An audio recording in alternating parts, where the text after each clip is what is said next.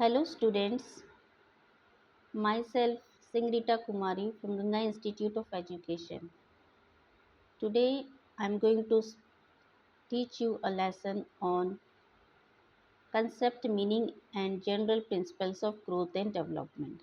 This is the first topic of Unit 1, Development of Child at Different Stages. Let's begin. Concept of growth and development. Growth is used in physical sense. Changes in the quantitative aspects come into the domain of growth. Development implies overall changes in shape, form, or structure, resulting in improved working or functioning. It indicates the changes in the quality or character. Growth and development का क्या concept है? Growth वो होता है जो physical sense में होता है, यानी हम फिजिकली उसको देख सकते हैं, यानी हमारे शरीर की बदलाव जो शारीरिक तौर पे होती है, हमारे अंग जो बढ़ते हैं वो सारे हमारे ग्रोथ में आ जाते हैं। डेवलपमेंट क्या होता है? हमारी एफिशिएंट फंक्शनिंग हो जाती है, हमारा हम बहुत अच्छे तरीके से काम कर सकते हैं। आप अगर देखोगे तो फिंगर्स बढ़ते हैं, लेकिन फिंगर्स की ग्रास्पिंग होती है, उसकी जो पकड़ बनती है वो होता है डेवलपमेंट, यानी एफिशिएंट फंक्शनिंग। तो इसीलिए ग्रोथ एंड डेवलपमेंट भले ही दोनों आपस में मिलते हैं पर थोड़े में भिन्न भी हैं। Principles of growth and development. Growth and development के प्रिंसिपल्स क्या क्या है वो हम देखेंगे। Principle of continuity. Growth and development is a continuous process, it goes from womb to tomb and never ceases. Example, an individual starting life from tiny cell develop his body, mind and other aspects of his personality. Growth and development continuous process है। Growth and development जो है हमारे लगातार चलता रहता है ज़िंदगी में। एक स्तर पे आके ग्रोथ रुक जाता है, लेकिन डेवलपमेंट जो है वो हमारी चलती रहती है। जब तक हम वोम्ब में नहीं जाते हैं, यानी कि ग्रेवियर्थ में नहीं जाते हैं, तब तक हमारा ग्रोथ जो है उसकी बढ़ता रहता है। फिर है uniformity of pattern. It follows a definite sequence और pattern and somewhat uniform in the offspring of a species. Example, all offspring of human beings begin to grow from head downwards. जो हमारा पैटर्न होता है वो एक तरीके से same होता है, ठीक है। हम जब ग्रोथ करते हैं तो अगर हमारा बॉडी पार्ट्स बढ़ रहे हैं तो वो उसी लेवल पे बढ़ेंगे आगे भी, यानी हमारा जो पैटर्न होगा वो सेम होगा, और हमारा पैटर्न जो है हेड से डाउनवर्ड्स की तरफ फिर होता है, तो यूनिफॉर्म पैटर्न होता है हमारा, ठीक है। Rate of growth and development is not uniform, proceeds more rapidly in the early years of life but slows down into later years of infancy. हमारा ग्रोथ एंड डेवलपमेंट भले ही एक पैटर्न फॉलो करता है, मतलब हमारी जैसे हम ग्रोथ करते हैं देन हमारा थोड़ा डेवलपमेंट होती है उसके हिसाब से और एक पैटर्न बनता है, लेकिन जो हमारा रेट होता है, जो गति होती है ग्रोथ एंड डेवलपमेंट की, वो यूनिफॉर्म नहीं होती है। हम कुछ समय पे अच्छे से ग्रो करेंगे, फिर हम थोड़ा स्थिर होते हैं, फिर हम ग्रो करेंगे देन स्थिर होते हैं। तो इस तरीके से हमारा जो है रेट जो है ग्रोथ एंड डेवलपमेंट की वो यूनिफॉर्म नहीं है, लेकिन पैटर्न हमारा यूनिफॉर्म जाता है। Principle of individual differences. There exist wide individual differences among children in various dimensions. हम सब एक दूसरे से भिन्न हैं, वो होता है इंडिविजुअल डिफरेंसेस, यानी हम एक दूसरे से अलग हैं। शारीरिक तौर पे देख लो, फिजिकली, इमोशनली, जैसे भी देखोगे तो हम एक दूसरे से अलग होते हैं। हर एक इंडिविजुअल की अपनी एक इंडिविजुअलिटी होती है, वो अपने हिसाब से ग्रो एंड डेवलप करता है, लेकिन each child grows at his own unique rate. लेकिन हर एक बच्चा अपने जैसे गति से बढ़ता है, वो वैसे ही अपनी गति से बढ़ेगा, ठीक है। ये नहीं है कि दोनों सेम इंडिविजुअल या दो व्यक्ति एक जैसे ही ग्रो करेंगे, दोनों में भिन्न होंगी और दोनों ही अपने मतलब अलग अलग स्तर पे बढ़ेंगे। Principle of developmental direction. इसमें हमें पता चलता है कि दो तरीके से डायरेक्शन होता है, एक है सेफालोकोडल और एक होता है प्रॉक्सिमोडिस्टल। सेफालोकोडल में क्या होता है, जो हमारा डायरेक्शन, जो हमारा दिशा होती है वो हेड टू फुट होती है, यानी सबसे पहले हेड बढ़ेगा देन धीरे धीरे वो फुट पे आएगा। और जो प्रॉक्सिमो डिस्टल जो डायरेक्शन बताता है वो कहता है कि हमारी गति जो है पहले मिड लाइन होती है देन एक्सट्रीमिटीज़, यानी हमारे बीच में स्टार्ट होती है और वो एक्सट्रीम्स की तरफ पे बढ़ती है, जैसे कि आप फिगर में देख सकते हो। सेफेलोकैडल हेड टू टो जा रहा है हमारा डायरेक्शन, और हमारा प्रोक्सिमोडिस्टल कैसे जा रहा है, बीच से बाहर की तरफ। तो इस तरीके से हमारा डेवलपमेंटल डायरेक्शन होता है। Development proceeds from general to specific responses. General activity precedes specific activity in all phases of child development. Example, the boy waves his arms in general random movement before he is capable of some specific responses as reaching.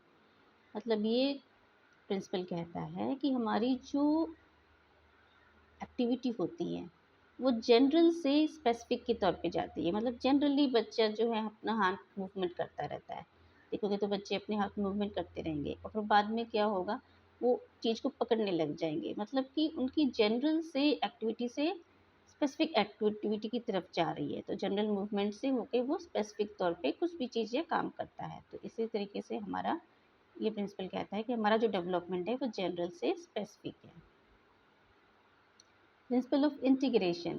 It is the integration of whole and its parts as well as of the specific and general responses that make a child develop satisfactorily in the various dimensions. Integration से कहता है कि हमारी सारी चीज़ें एक दूसरे से इंटीग्रेटेड है, एक दूसरे से जुड़ी हुई है।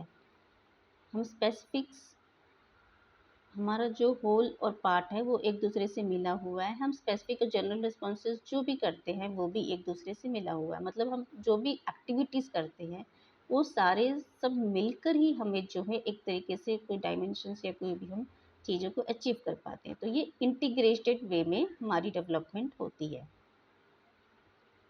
फिर है development is spiral and not linear. हमारी जो डेवलपमेंट है वो स्पायरल वे में है, जैसे कि डायग्राम में देख सकते हो आप लोग कि स्पायरल वे में है। मतलब पहले हमारी ग्रोथ होगी, फिर वो स्थिर होगी, फिर वो ग्रोथ होगी, देन स्थिर होगी। मतलब इस तरीके से एक स्पायरल के तौर पे जो है हमारी ग्रोथ एंड डेवलपमेंट होती है, सीधी लाइन में नहीं होती है, लीनियर नहीं है, बल्कि वो गोल गोला में है। ठीक है, स्पायरल वे में है। Principle of interrelation. Growth and development in various dimensions like physical, mental, social, etc. are interrelated and interdependent.